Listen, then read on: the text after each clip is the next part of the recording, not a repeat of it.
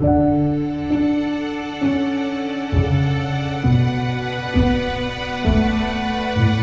हमारे इस कार्यक्रम को मिल रहे आपके प्यार और सहयोग के लिए हम सबसे पहले तो आपका धन्यवाद करेंगे। और चूंकि ये एपिसोड्स बहुत अच्छे जा रहे हैं और दिन ब दिन इसमें बहुत तरह की वर्सेटाइल पर्सनैलिटीज हमारे साथ जुड़ती जा रही हैं, तो हम अपने दर्शकों के साथ साथ अपनी पर्सनैलिटीज का भी धन्यवाद करेंगे जो हमें मौका दे रहे हैं इस मंच पे हमारे साथ आने के लिए। वो कहते हैं, कहावत आप सबने सुनी होगी कि अपने लिए जिए तो क्या जिए, तो जी ए दिल औरों के लिए।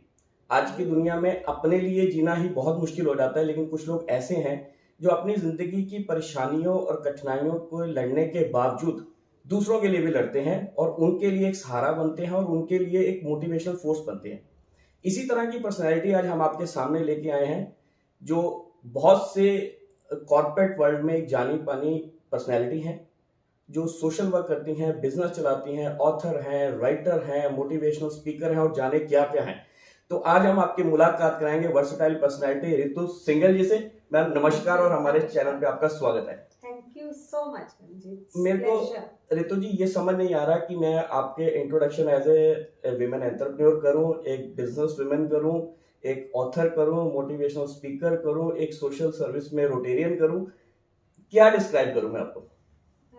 ऋतु जैसे भारत है ना, मुझे लगता है इंडिया जब कहते हैं तो उसमें सब नदियां पहाड़ सब कुछ हम लोग डिफरेंट रीजन्स आ जाते हैं।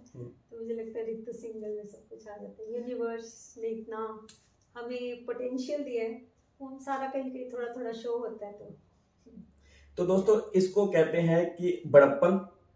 अपने में बहुत कुछ समाने के बावजूद भी अपने आप को कुछ नहीं कहना, ये इनकी पर्सनैलिटी की एक खासियत है। मैम, जो जितना हमने आपके बारे में स्टडी करा है या हमारी टीम ने जो रिसर्च करी है, हम लोग जानते हैं कि you are not a business person, you are a post graduate in law, managing a house, everything was going smoothly, and suddenly some drastic change happened in our life, and then you move out from a house and taken up the business. So how tough it was and how smoothly you have run through this journey, we just wanted to know that. जी basically एक होता है कि life choices देती है, एक होता है कि आप फंस जाते हो तो बस करना पड़ता है। मैं हमेशा समझती हूँ कि जो लाइफ है उसमें दो तरह की ऑप्शंस मिलती हैं। कई बार एक बार होता है या तो फाइट बैक करो या गिव अप कर दो जब क्राइसिस आता है या कुछ लाइफ में। तो मेरे पास भी कुछ चॉइसेस थी। तो हाउस वाइफ थी मैं 16 साल और सडनली वो ट्रेजेडी हुई और अगेन एज आई सेड दोनों चॉइसेस थी। बच्चे बहुत छोटे थे, एक बेटी 8 साल की थी, एक 13 साल की थी। तो ह्यूज लोन्स थे, बहुत लीगल केसेस थे, बहुत कुछ था। तो I decided let me fight back, let me try. So मुझे ये था कि सब खो तो चुका है, everything is lost, so let me try, maybe I'll be able to save something. I don't know, I did not know anything. I was just जैसे आजकल बहुत मेडिटेशन स्पिरिचुअलिटी में हम सब बात करते हैं, be in the present moment, है ना, forget about past, forget about future. I think मैं वही कर रही थी। हालांकि मैं इन चीज़ों को शायद तब समझती भी नहीं थी, पर कर ऐसे ही रही थी कि चलो let me do what I can do right now, you know. पीछे क्या हो गया या आगे क्या होगा मैं नहीं ज़्यादा सोचती थी। तो मुझे बस यही लगा कि let me take one step ahead. चलती गई, कुछ कारवां सा बनता गया, लोग जुड़ते गए अच्छे, कुछ बहुत लोग आए जो सपोर्ट किया, जिन्होंने हर यू नो जिनको मैं जानती भी नहीं थी, बस होता चला गया। मुझे लगता है यूनिवर्स का कुछ वो था। मैं इसको एक अपना मिशन मानती हूँ। मुझे ऐसा लगता है कि हम दुनिया में आते हैं ना, सब कोई पर्पस से आता है, मिशन से आते हैं। तो अगर तुम उसको अंडरस्टैंड करके करते हैं, कोई मिशन है और वो करना है, तो जैसे जुनून होता है तो आदमी फिर वो दौड़ता है और करता है। एक आदमी कहता है यार पता नहीं मुझे भेज रहे हैं, मुझे कर रहे हैं, क्या करना पड़ेगा। तो जब आप पड़ेगा में पड़ जाते हो तो वो थक जाते हो, है ना। तो मैं इसको उस मिशन समझ के चलती रही। मुझे ऐसा लगा भगवान ने मुझे एक रोल दिया है और वो चाहते हैं कि मैं ये रोल को अच्छे से प्ले करूं। तो शायद मेरी लाइफ को देख के कुछ लोगों को और होप मिले, एनकरेजमेंट मिले, पावर, ये सोच के बस चलती रही। मैंने ना अभी आपकी बात से एक बात निकल के आई। मैंने अभी 2 दिन पहले एक वीडियो देखा, उसमें एक आरजे कार्तिक है, वो बड़े अच्छे कार वानी करके 2 मिनट का वो देते हैं, मैं उनको सुनता होता हूँ। तो कल उन्होंने बड़ा अच्छा एक बताया, कहते कहते जो ये दुनिया है ना, ये एक इम्तिहान है, और जो ऊपर वाला बैठा है ना वो प्रिंसिपल है। तो कई बार वो आप सोचते हो कि वाई मी, इतना टफ मेरे साथ क्यों हो रहा है, तो कई बार क्या होता है, कहते हैं वो सबसे ब्राइट स्टूडेंट को ना सबसे टफ पेपर देता है। तो शायद हम इसको देखो, जो हो गया वो उसको नहीं टाल सकते, लेकिन हम ये कह सकते हैं कि अगर शायद वो इंसिडेंस नहीं होता तो शायद आप आज भी घर में होती। एब्सोल्युटली। अभी मैं अपनी ना बेटी की शादी प्लान कर रही हूँ तो कल ही हम रात के डिनर पे बैठे थे तो बात हो रही थी, तो माई 2 अदर फ्रेंड्स, उनके भी हस्बैंड्स हैं और वो भी प्लान करना है नियर फ्यूचर में, तो दे वर सेइंग कि बहुत कॉन्ट्राडिक्शन होती है, बड़ी प्रॉब्लम होती है तो मुझे लगा कि ये भी है कि मुझे कॉन्ट्राडिक्शन नहीं होती, अब मुझे डिसाइड करना है। तो कुछ ऐसी बात हो रही थी कि अगर विकास होते तो मैंने कहा फिर तो शायद मेरा 0 रोल होता, हम वही कर रहे होते, तो मुझे नहीं लगता मैं कुछ खास कर रही होती। तो मतलब वो तो है ही है। हाँ बिल्कुल बिल्कुल। तो मैम कमरे में एंटर हुआ ना, तो जितनी देर आप आ रहे थे और हम बैठे थे, आपके ऑफिस में मेरे को मंदिर में पूजा होने की आवाज़ सुनाई दी। नॉर्मली आजकल ये घरों में तो चलो होता है, मंदिर ऑफिस में बहुत कम रह गया। तो हम ये मान सकते हैं कि ऋतु कहीं ना कहीं भगवान से भी जुड़ी हुई हैं और शायद आस्तिक भी हैं, नास्तिक तो नहीं कहूँगा मैं। हाँ जी, पहले तो ये जो पूजा होती है हमारे यहाँ 20 साल से हो रही है, तो हम जो जहाँ तक आस्तिक या नास्तिक की बात है, मैं मानती हूँ कि there are different aspects of life. One aspect is religious, you are doing religious activities, सुबह पूजा करते हो, आरती करते हो। Another is a spirituality, that your spirit is right. Now, how to keep your spirit right, that depends on you. That depends. You can read books, you can do puja, you can do charity, whatever you keeps you sane.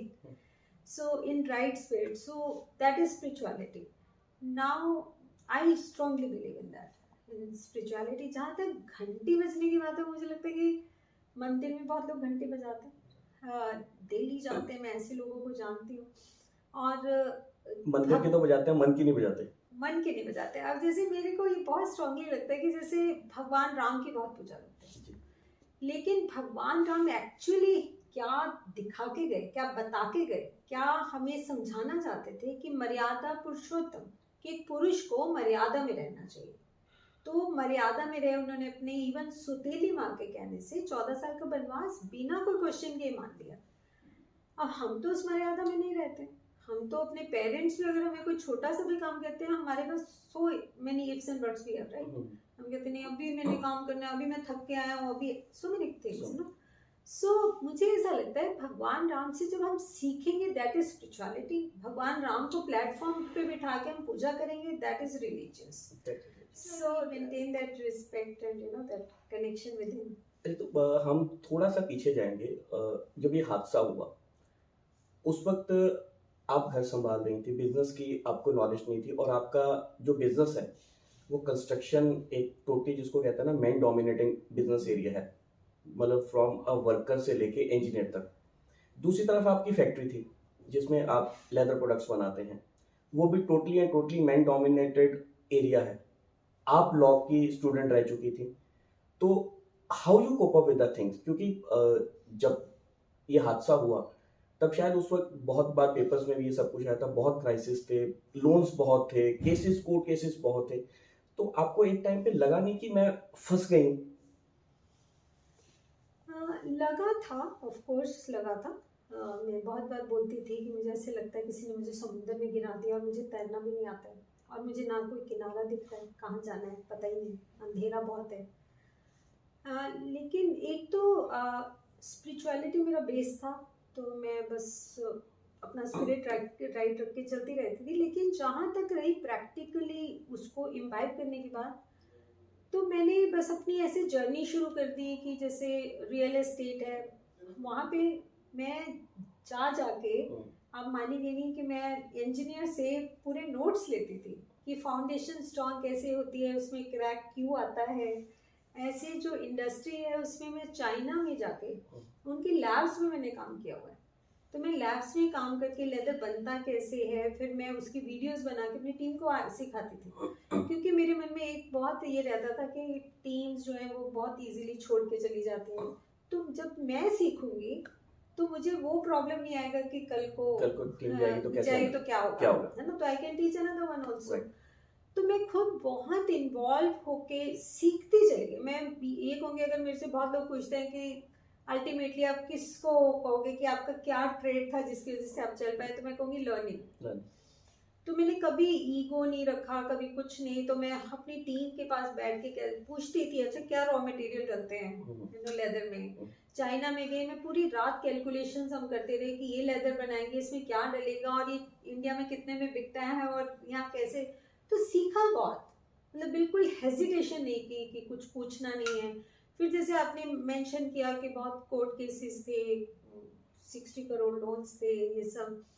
तो बहुत issues आ जाते थे। कोई pollution control board से आ गया, कोई taxation department से आ गया, कोई एक्साइज से आ गया, बहुत सारे इश्यूज थे। तो मैंने कभी, मुझे ऐसे लगता है जैसे छोटा बच्चा होता है, छोटा बच्चा साइकिलिंग भी बहुत इजीली सीख लेता है ना। और आजकल के छोटे छोटे बच्चे कंप्यूटर सीख लेते हैं। अगर हमारी एज में थोड़ा कंप्यूटर कुछ नया करना है तो हम बहुत हेजिटेंट होते हैं, हमें लगता है ये अगर गलत हो गया तो, है ना। तो लेकिन मुझे लगता है उस टाइम दिमाग छोटे बच्चे की तरह था, तो मुझे कोई फर्क नहीं पड़ता था कि ये करने से गिर जाऊंगी तो क्या होगा। तो चलती रहती थी, इनोसेंटली करती रही। तो मुझे लगता है कि बस सीखती चली गई और आगे चलती चली गई। कुछ ऐसा ही रहा। एक मुकाम ऐसा ज़रूर था कि जब मैंने अपने ऑफिस में आके बोला कि फर्स्ट टाइम मुझे फील हो रहा है कि मैं विमेन हूँ और रियल एस्टेट में हूँ, कि मैं एक जब सारी प्रॉब्लम सॉल्व होगी तो मैंने एक लैंड खरीदनी थी। तो उसमें मुझे ऐसा लगा कि लोग बहुत चीटिंग का उनका कॉन्सेप्ट रहता है। तो मुझे उस टाइम बड़ा फील हुआ कि यार nobody is there to support you, support in the sense कि they try to कि women इसको क्या पता है ना। तो थोड़ा ज़्यादा लगा। तो इज ऑल्सो, जैसे गवर्नमेंट ऑफिस में मैं जाती थी तो मेरे साथ मेरे डायरेक्टर हैं, कोई हैं, तो बहुत फनी रहता था कि जो ऑफिसर है वो मेरी तरफ देखते भी नहीं थे। तो आई टू आई कॉन्टेक्ट उनका सिर्फ उनसे रहता था कि आप बताइए, आप करिए। उनसे उनको लगता था इनको क्या होता है, तो मैडम है ना, बेचारी जैसा होता है ना कि तो बेचारी हालात की मारी है। तो कोई भी ऐसे नहीं, वो एक होता ना। तो लेकिन फैक्ट्स मुझे ज़्यादा पता होते थे क्योंकि मैं इन्वॉल्व बहुत थी हर चीज़ में, सीखने के चक्कर में कि क्यों, कैसे, ऐसे कैसे, ये करेंगे तो क्या होगा ना, ऐसे। तो मेरे पास फैक्ट्स ज़्यादा होते थे, समझदारी थोड़ी उन चीज़ों की होती थी। तो धीरे धीरे जब वो देखते थे, पूछा उससे जवाब ये दे रही है तो धीरे धीरे टेबल्स टर्न होते थे। तो धीरे धीरे रिस्पेक्ट अर्न की। एक बहुत प्यारा सा इंसिडेंट है, जब हमारे कोई ऐसे कुछ था, कोई टैक्स का, किसी ने बोला जी आप पे ये 2 करोड़ टैक्स लगेगा। तो हमारे डायरेक्टर मेरे पास आए कि जी वो कह रहे हैं कि कोई पुराने ऐसे ऐसे बनते हैं। तो मैंने उन्हें बोला कि मेरी मीटिंग फिक्स करा दीजिए। तो उन्होंने उनको बोला कि मैम मिलना चाहती हैं। तो उन्होंने, वो लेडी क्या मिलेंगी तो उन्होंने आगे मुझे बताया कि वो बोल रहे लेडी क्या। मैंने कहा उनको बोलना था लेडी नहीं, मैनेजिंग डायरेक्टर मिलना चाहते हैं। How does it matter lady है या जेंट है ना।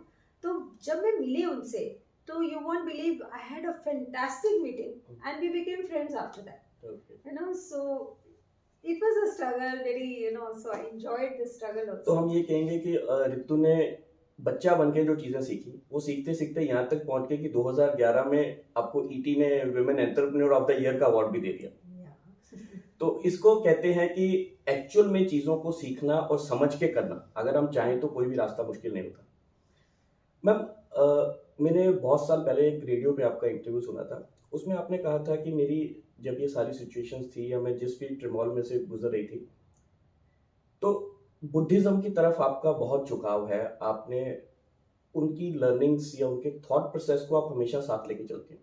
तो थोड़ा सा हमारे दर्शकों को भी बताइए, क्या एक वो थॉट है जो आपको हमेशा एक पावर देता है इस चीज में खड़े रहने के लिए? Buddhism or even Hinduism, any philosophy we talk about cause and effect, right? And we जो कहते हैं कि जो बोया है वो खाएगा ही रहेगा। तो बुद्धिज्म ने ये जो सीड है वो इतना इनग्रेन कर दिया था कि मुझे लगता था जो भी मेरी लाइफ में हो रहा है वो मैं ही रिस्पॉन्सिबल हूँ, चाहे वो अच्छा हो रहा है चाहे बुरा हो रहा है। तो जैसे कॉफ़ी होती है ना, बहुत बिटर होती है, हम उसको नहीं पी सकते, लेकिन अगर उसमें शुगर मिल्क डालते हो बड़ी टेस्टी हो जाती है ना। तो ऐसे हमारे कर्म होते हैं, हमने बुरे किए, अच्छे तो हम काउंट ही नहीं करते ना, हम सोचते ही नहीं कि मुझे अच्छा क्यों मिला, लेकिन जो बुरे होते हैं तो उस पर जब हम अच्छे कर्म डालते जाते तो उसका टेस्ट बदल जाता है, ट्रांसफॉर्मेशन हो जाते हैं। तो मैं उस थ्योरी में बहुत बिलीव करती हूँ। तो मुझे ऐसा लगता है कि मुझे याद है मेरी डॉटर बीमार थी, बहुत किडनी प्रॉब्लम थी उनको, जब वो 1 साल की थी, एम्स में रही है वो 1 साल, हाँ, और डॉक्टर्स ने जवाब दे दिया था बट शी गॉट फाइन। तो उसके बाद मेरे हस्बैंड की लाइफ में एक क्राइसिस आया जब मेरे मदर इन लॉ ने पूछा कि ऋतु क्या होगा, है ना। तो मैंने कहा मामा ईशानी भी ठीक हुई ना तो ये भी होगा, तुझे ऐसे तो कैसे कह सकती है। मैंने कहा मामा मैं ये बिलीव करती हूँ कि अगर कोई कर्मा की वजह से मुझे 200 साल सफर करना है तो मैं उसको अच्छा कर करके ना 20 साल तक ले आऊंगी। अगर 20 साल का है तो मैं उसको 2 साल ले आऊंगी, और 2 साल है तो मैं शायद 2 महीने ले आऊंगी। तो मुझे सिर्फ ये करना है कि मैं उसमें शुगर कितनी डाल रही हूँ और मिल्क कितना डाल रही हूँ, तो टेस्ट बदल ही जाएगा पक्का। तो मैं इस थियरी में चलती रही कि अच्छा कर्म करना है, अच्छा कर्म करना है, कोई बात नहीं, पूरे किए तो है कोई बात नहीं, पर आई कैन चेंज इट। सो वो बिलीव बहुत स्ट्रांग थी कि आई कैन चेंज इट। तो शायद यही एक रीजन रहा कि फिर आगे चल के आपने बुक भी लिखी। ऐसे लगता है स्टोरीज का मेरी लाइफ पे इम्पैक्ट है, बहुत इम्पैक्ट इन द सेंस कि मैं एक स्टोरी बताती हूँ जो मेरी बुक में भी है और जो मेरी बड़ी फेवरेट स्टोरी है, कि एक फ्रॉग्स की रेस थी, मैंने भी पढ़ी है, पढ़ी आपने, है ना। तो वो जिसमें छोटे मोटे पतले सब फ्रॉग्स थे और वो कहीं पहुंचना था माउंटेन पे, तो ऑडियंस खड़े हैं आसपास बहुत सारे, और वो अरे इतना पतला सा इतना मोटा, अरे ये तो पसीने आ रहे हैं, ये कैसे जाएगा, तो सब उसकी उनकी बातें सुन रहे हैं और बेचारे कोलैप्स हो रहे हैं। एक छोटा सा फ्रॉग को अल्टीमेटली रेस जीत जाता है। तो वो क्यों? क्योंकि वो डेफ एंड डम्ब होता है, वो सुनता ही नहीं कि कौन क्या बात कर रहा है। तो मुझे उस स्टोरी से लगा कि Ritu you are a deaf and dumb frog. मुझे याद है एक फैक्ट्री में हमारे कोई सप्लायर आया, उन्होंने कहा मैम फलाने ने तो 2 मशीनें लगा ली, है ना। तो मैं कहती थी मुझे नहीं पता, मैं तो एक डेफ एंड डम्ब फ्रॉग हूँ और मुझे पता है मुझे वहाँ पहुँचना है, तो मैं अपनी रेस चलती जा रही हूँ, मुझे कोई मैटर नहीं करता किसी ने 2 लगाई 4 लगाई, डजंट मैटर। सो ये स्टोरी ने मुझे इतना इम्पैक्ट किया कि बस मैं उन स्टोरीज के बेसिस पे काफ़ी चलती चली गई, तो मैंने वो कंपाइल कर ली इस बुक पे। तो मैम ये हुआ आपका बिजनेस वुमेन टू ऑथर बनने का सफर। अब वो कहते हैं कि खुद तो मैंने झेला लेकिन मैंने उसको अपने आप तो निकली नहीं, अब लोगों को भी निकालना शुरू कर दिया। उसके बाद आप मोटिवेशनल स्पीकर बन गई, आपने बहुत अच्छी एक ऑर्गेनाइजेशन से ट्रेनिंग ली, आरफिन खान से आप ट्रेंड हुई, और अब आप लाइफ कोच बन गई हैं। तो आपकी तो लाइफ अपने आप में इतनी बड़ी स्टोरी है। तो आप लाइफ कोच जब आप बन गई तो आपको लगता है कि लोगों का जो एटीट्यूड पहले कहते थे मैम क्या करेगी, अब लोग कहते हैं कि हाँ ये मैम ही सब कुछ करेगी, शायद ये ट्रांसफॉर्मेशन बहुत बड़ा है। हाँ ये बहुत बड़ा है, और ये जर्नी मैंने बहुत क्लोजली ऐसे ऐसे इंसिडेंट्स हैं कि मैंने ये एटीट्यूड चेंज होते देखा कि मैम क्या करेंगी, अच्छा मतलब मैम ने ये कर दिया, है ना। सो मतलब जैसे शुरू में हमारे यहाँ जो सीनियर्स थे वो बोला करते थे कि मैम को क्या पता है, मैम ने तो कभी बिजनेस देखा नहीं करा नहीं, नो ऐसे। तो सोचते थे कि बस पढ़ी लिखी हैं तो शायद ना ऐसा, लेकिन बाद में वो जो सोचते थे कि वाह क्या क्या कर सकती हैं, दैट इज राइट। तो जो जर्नी टू लाइफ कोच है, ये मैं ये मानती हूँ जो मैंने कोचिंग्स ली, Arfeen Khan, John Maxwell from US वगैरह, वो मैंने सिर्फ एक स्ट्रक्चर समझने के लिए ली कि कैसे structurally you can perform. But otherwise अगर मुझे, जैसे मैं यहाँ साइकोलॉजी डिपार्टमेंट में गई तो मेरा था, तो उनके जो हेड ऑफ द डिपार्टमेंट है उन्होंने बोला कि मैम आपने साइकोलॉजी पढ़ी हुई है। मैंने कहा नहीं जी, मैंने जिंदगी पढ़ी हुई है। हाँ, कहते फिर आप यहाँ क्या कर रही हैं। मैंने कहा जी जिंदगी ने सिखा दिया, है ना। तो मेरे को ऐसा लगता है जो मेरे पर्सनल एक्सपीरियंसेस हैं, जो मैंने एक्चुअली बैटल फील्ड में करके देखा, तो वो जब मैं किसी को शेयर करती हूँ तो उनको बहुत पावर आती है, उनको लगता है ये कर सकती है, इसके पास ऐसा क्या खास था ना, तो हम भी कर सकते हैं। तो एक, क्योंकि लाइफ जीने के लिए ना एक होप चाहिए, है ना। और जब आदमी को लगता है सब खत्म हो गया तो आदमी सुसाइड करता है, ड्रग्स में जाता है। तो वो होप, मुझे लगता है कि लाइफ के जो भी एक्सपीरियंस रहे उससे होप मिलती है लोगों को। तो वो मेरे को लगा कि जैसे मेरे को एक बहुत फीलिंग है कि एक महात्मा गांधी ने क्या कुछ कर दिया था, एक मार्टिन लूथर किंग, एक, है ना। सो एक पर्सन भी अगर खड़ा हो जाता है तो कंट्री, नेशन, उसकी वो डेस्टिनी चेंज कर देता है। तो मुझे ऐसा लगता है कि अगर मेरी एनकरेजमेंट से, मेरी मोटिवेशन से एक लाइफ चेंज होती है और वो इतनी चेंज हो जाए, कोई महात्मा गांधी बन जाए या अपनी फैमिली की लाइफ भी चेंज कर ले, है ना, अपनी कॉर्पोरेट, अपनी कंपनी की लाइफ चेंज कर ले, तो मुझे लगता है बहुत मजा आ जाता है। लगता है कि जीना एक, उसका कोई पर्पस फुलफिल हो गया। ऋतु, अगर हम बात करें कि आपने जब मोटिवेशनल ट्रेनिंग शुरू किया, आपको याद है जब आपने फर्स्ट टाइम जो सेशन लिया था, उस वक्त के इम्पैक्ट और जो आज आप ट्रेनिंग कर देती हैं लोगों को या सिखाती हैं, क्या लोगों के, आपके ऑडियंस में क्या चेंज है? मुझे लगता है कि सेम है। मैं नहीं सोच पा रही कि बहुत ऐसा चीज़ है, क्योंकि मुझे ऐसा लगता है कि मैं जो भी करती हूँ, पहले भी करती थी, अभी भी करती हूँ। पहले मेरे को इनोसेंटली लोग बुलाते थे। जब मुझे women entrepreneur of the year award मिला तो मुझे बहुत लोग बुलाने लगे, कॉर्पोरेट्स बुलाने लगे, बनारस हिंदू यूनिवर्सिटी में बुलाया बहुत। मैं इनोसेंटली बच्चे की तरह चले जाती थी, बुलाया और मैं चली गई कि ठीक है जी आ जाऊंगी, है ना। तो मैं अपने दिल से अपने एक्सपीरियंस शेयर करती थी। कोई अमेठी यूनिवर्सिटी ने बुलाया, किसी ने भी बुलाया तो मैं दिल से अपना बोलती थी। तो पर्पस वही होता था कि शेयरिंग एक्सपीरियंसेस। आज भी वही करती हूँ, बुक से भी वही मैंने किया, अपने एक्सपीरियंसेस शेयर किए हैं। तो मुझे ऐसा लगता है जो रियल एक्सपीरियंस है या स्टोरी है ऑफ योर लाइफ, उससे बड़ी एनकरेजमेंट कोई हो नहीं सकती। तो मैं हमेशा ये देखती हूँ कि पीपल गेट रियली मोटिवेटेड, उनको लगता है कि नहीं कर सकते हैं। मेरे पास जब स्टूडेंट्स आते हैं आफ्टर द सेशन, मतलब बिल्कुल घेर लेंगे और उनके इतने सवाल होते हैं। एक, मैं इंजीनियरिंग कॉलेज में गई तो एक स्टूडेंट ने बोला कि मैम मैं 3rd ईयर में हूँ मैकेनिकल, और मैं आज सोच के आया था कि बस लास्ट ईयर, बस अब नहीं।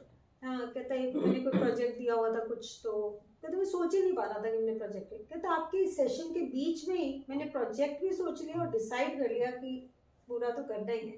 तो जब ऐसे ऐसे रिवॉर्ड्स मिलते हैं, है ना। एक बच्ची मुझे याद है आई मेरे पास, तो वो रोने लग गई। शी सेड कि मैम मेरी सिचुएशन ऐसी, she shared her life also, कि ऐसी है कि मैं बस सुसाइड की मेरी तैयारी थी।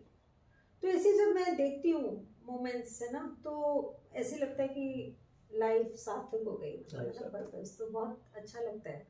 इसीलिए मैं कभी, मेरे को बहुत लोग ऐसा भी बोलते हैं कि इतने बिजनेस में से निकल के आप कैसे आ जाते हो, कैसे कर लेते हो। अभी कल मुझे एक फ़ोन आया कि मैम आपने विमेन एम्पावरमेंट पे बोलने आ पाओगे, तो कहीं बाहर है, 3 घंटे का सफ़र है। मैंने कहा जी आ जाऊँगी। तो उन्होंने बोला फीस कितनी है? तो मैंने कहा जी जो श्रद्धा दे देना, नहीं तो कोई बात नहीं, क्योंकि मेरा पर्पस ये लाइफ टच करना है।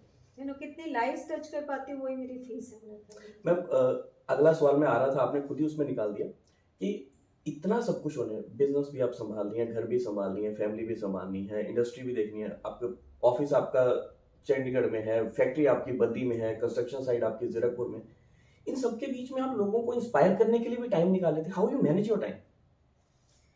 ये मैंने अपने मेंटर से सीखा, जो आपने बुद्धिज्म की बात की थी, डॉक्टर दाइसाकु इकेदा हैं। उन्होंने हमेशा ये सिखाया कि जो 20, मतलब एक्चुअली वो जो हम ये सुनते थे, उनकी लाइफ को देख के कहते थे कि वो 365 डेज का काम शायद 24 घंटे में कर लेते हैं।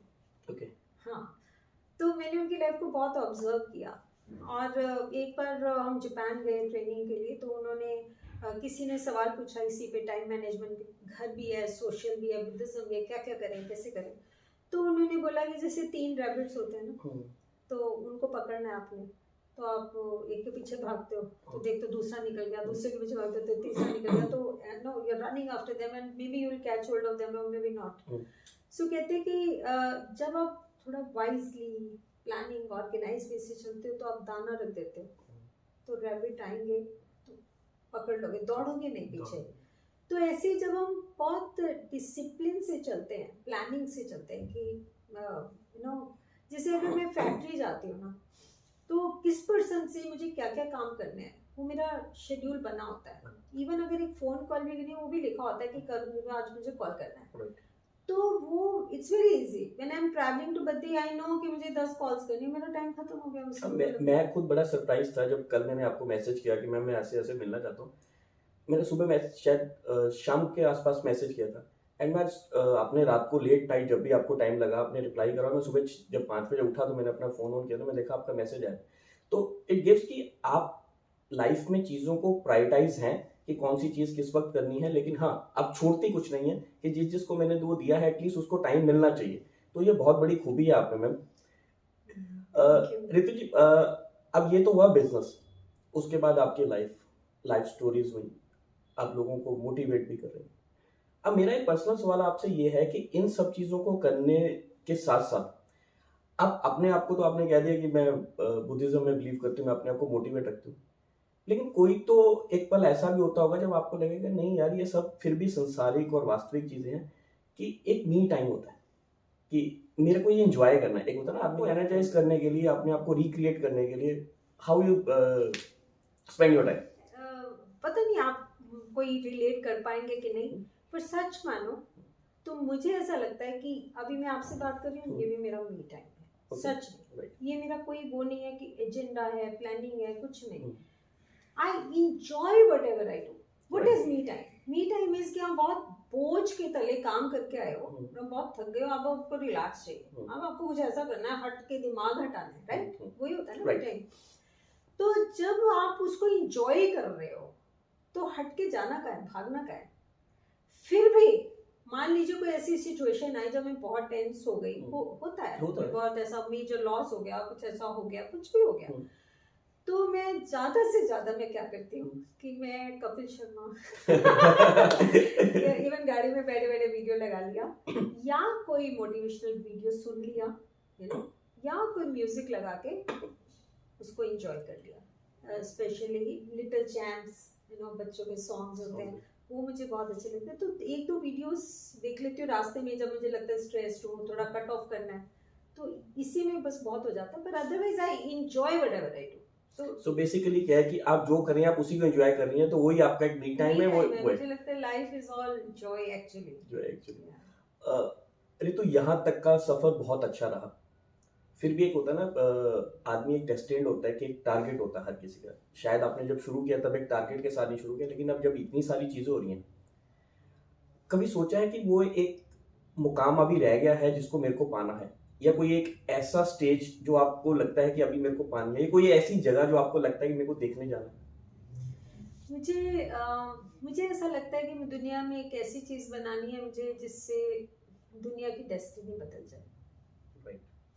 तो मैं उस पर काम भी कर रही हूँ, जैसे बना भी लिया हमने टू सम एक्सटेंट।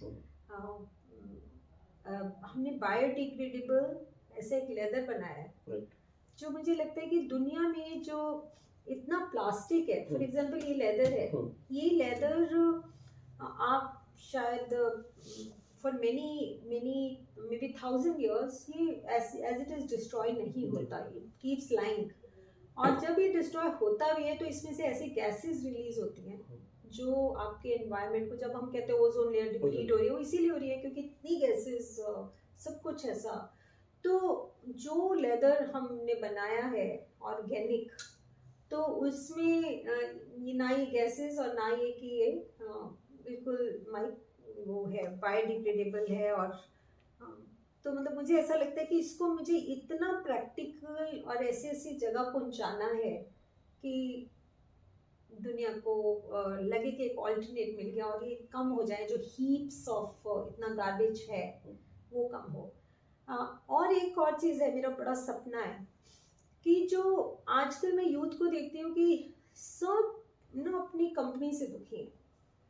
सब कहेंगे अरे बॉस ऐसे, अरे बस कंपनी बदलनी है, जॉब बदलनी है, दुखी हो गए हैं, बिजी आवर्स इतने। आप देखेंगे ना, कोई मुझे खुश ज्यादा नजर नहीं आता। गूगल वाला भी दुखी है और ओरेकल वाला भी दुखी है। एब्सोल्युटली। और हर आदमी क्रिटिसाइज कर रहा है अपनी कंपनी को, अपने बॉस को, अपने कलीग्स को, पॉलिटिक्स चल रही है, बहुत कुछ हो रहा है, राइट? मेरे यहाँ कोई कहता है ना मैं रिजाइन कर रहा हूँ, मैं कहती हूँ कहाँ जा रहे हो, तो वो बताएंगे। मैंने कहा जब आपको लगे ना सब ठीक ठाक है, मुझे भी बता देना, शायद मैं भी शिफ्ट करूँ क्योंकि मुझे लगता है हर जगह कुछ ना कुछ। तो मैं मेरा सपना है कि मैं कॉर्पोरेट वर्ल्ड में जॉय, हैप्पीनेस, रिस्पेक्ट, कल्चर वो क्रिएट कर पाऊँ। तो मैंने अपनी कंपनी में भी बहुत वर्क किया उस कल्चर पे, कि मुझे लगता है respect and trust and ease, comfort is very important. अगर आपको कोई प्रॉब्लम है, बात करो एक दूसरे से, no, resolve it there and then. तो वैसा ही कल्चर, तो मैं ट्रस्ट और म्यूचुअल रिस्पेक्ट का कल्चर देखना चाहती हूँ लोगों को. मतलब क्योंकि आप देखिए ना, हम most of the time of our life सुबह चालू होते हैं 9 बजे, रात को आजकल 8, 9, 10 बजे तक भी है. MNCs में, इतने कॉर्पोरेट्स में लोग, बच्चे बिजी हैं जॉब्स में, राइट. घर आते हैं स्ट्रेस्ड होके, वहाँ भी वो खुश नहीं है. तो क्या जिंदगी, आप देखेंगे इसीलिए तो इतनी बीमारियां हो रही है आजकल. बच्चे सर्वाइकल हो रहा है, थायराइड हो रहा है, शुगर हो रही है, ब्लड प्रेशर हो रहा है, डेथ्स हो जाती हैं 30-35 साल. इसमें जो मैं आपकी बात से बात निकाल पा रहा हूँ कि जो कम्युनिकेशन है ना, हम लोगों का कम्युनिकेशन जो आजकल है ना, वो सोशल मीडिया पे ज्यादा रह गया. 1-to-1 कम्युनिकेशन करना भूल गए हैं. शायद वो बड़ा रीजन है. कई बार क्या होता है कि कई बार आप अपनी बात जब सामने वाले के साथ करते हो ना, जब आई टू आई कॉन्टैक्ट होता है, आपकी आधी प्रॉब्लम्स तो वही सॉल्व हो जाती हैं. जैसे आपकी बुक का वो फर्स्ट चैप्टर है, वो अपनी फ्रेंड को बोलती है कि तू सुन क्यों रही है, इसको सोचने का तरीका बदले. उन्होंने बोला उनका एटीट्यूड है, जरूर थोड़ा तो वैसी है. तो आपको कहीं ना वो एक ना, मैंने जोक पढ़ा था. जोक क्या है, इसको जो मर्जी आप कह सकते हो. कहते हैं एक आदमी ऑपरेशन थिएटर में पड़ा था, उसका हार्ट का इलाज हुआ. तो इलाज होने के बाद जब दोस्त उसके मिलने आए तो कहते यार क्या हो गया तेरे को, क्यों हार्ट का करवाना पड़ेगा. कहता है यार अगर दिल की बातें कर ली होती यारों से, ना दिल ना खोलना पड़ता जो औजारों से. तो वो बात है. तो कहीं ना कहीं औजारों से खोलने से बढ़िया हम दिल खोल के अगर बातें कर ले तो वो ज्यादा बेटर है. अगर आप इसको डीपर लेवल पे देखो तो क्यों नहीं करते हम, ट्रस्ट ही नहीं करते. मेरे को ये लगेगा आपको मेरी बात ही नहीं समझ आएगी, क्या बात करूं. दूसरा ईगो भी बहुत बड़ी है. ईगो है, ट्रस्ट नहीं है, बहुत ज्यादा प्रॉब्लम है. और मैंने ये देखा है कि दुनिया में अभी भी ह्यूमैनिटी है. सब लोग समझना चाहते हैं, हम समझाते ही नहीं है. मेरा यहाँ तक केसेस हुआ, मैं इनकम टैक्स कमिश्नर के सामने बैठी हूँ और वो खूब ऐसे थ्रेटन कर रहे हैं, ऐसे अच्छे से क्या, ऐसे वैसे. मैंने होल हार्टेडली जब बात की कि सर, एक बार बात हुई, उन्होंने बोला कि जी आपके स्टॉक सही है. सर बिल्कुल सही है. मैंने कहा बट ना सही का क्या मतलब है सर, लोग बोरियों में भर के रख देते हैं, कुछ दिखा देते हैं. मैं सर पहली बार सुन रही हूँ. मतलब उन्होंने मेरी वो जेन्युइनिटी इतनी ऐसे देखी, उन्होंने कहा कि आप पे यकीन करने का दिल कर रहा है, इनके ये वर्ड्स थे. तो हम बात ही नहीं करते हैं. हम पहले कहते हैं ये तो बस ऐसे, ये तो करप्शन, ये तो बस पैसे चाह रहा है इसलिए ऐसा कर रहा है. तो वी डोंट ट्रस्ट. तो वो मुझे लगता है कि बेसिक मेरा मन है कि वैसे corporate culture, that's why I go to corporates, you know, to create that culture, to help them. उससे उनकी प्रोडक्टिविटी भी बढ़ती है, प्रॉफिटेबिलिटी भी बढ़ती है, rather than, you know. So this is my dream. तो रितु, हम लगभग अपना एपिसोड खत्म की तरफ है. तो मैं ये जानना चाहूंगा, एक बुक तो आप लिख चुकी, दूसरी पाइपलाइन में कुछ है और आने वाला? हाँ, मेरी ऑटोबायोग्राफी है. ओह वंडरफुल. या फाइनल एडिटिंग चल रही है उसकी, इस साल में रिलीज हो जाएगी मोस्ट प्रोबेबली. हाँ जी. तो एक टिप, जो वैसे तो आपकी लाइफ खुद ही एक टिप से भरी है, फिर भी आप हमारे दर्शकों को एक ऐसा टिप देना चाहें जिससे लोग जो आज की डेट में आपने कहा ना कि छोटी छोटी चीजों से परेशान हो जाते हैं, वो परेशान होना छोड़ दें. लाइफ को एक ड्रामा की तरह ले, नो, और उसमें जो भी रोल मिला, चाहे वो भगवान राम का मिला, सीता का मिला, रावण का मिला, उसको play it well. This too shall pass. वो खत्म हो जाएगा और आगे चलेगा, बहुत ब्यूटीफुल आएगा. लेकिन होप नहीं छोड़े, चलते जाए बस. तो इसी होप और इसी मोटिवेशन के वर्ड्स के साथ हम आज का एपिसोड खत्म करेंगे. और रितु, बहुत बहुत थैंक यू, आपने हमारे चैनल पे आके हमारे दर्शकों के लिए ये टाइम निकाला, and we are really thankful. और एक बात मैं सबके सामने आपसे कंफर्मेशन लेना चाहूंगा, जिस दिन ऑटोबायोग्राफी आपकी आएगी तो 1 copy for me. Thank you very much. Thank you so much.